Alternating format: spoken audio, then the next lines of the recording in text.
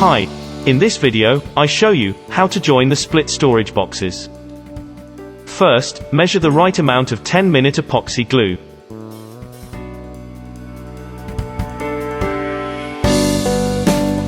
Mix it thoroughly for 1 or 2 minutes.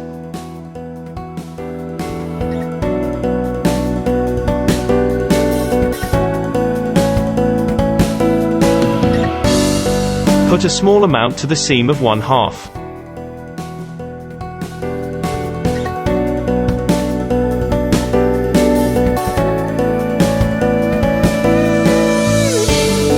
Spread it uniformly.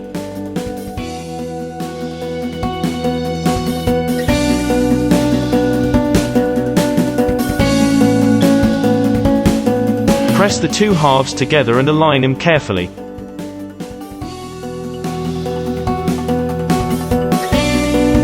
Add a clamp, with very little force, to press the parts together.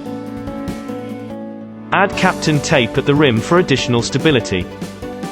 Turn it around to check for leaked glue. Add a weight to press it down as flat as possible. Let the glue cure for at least 24 hours.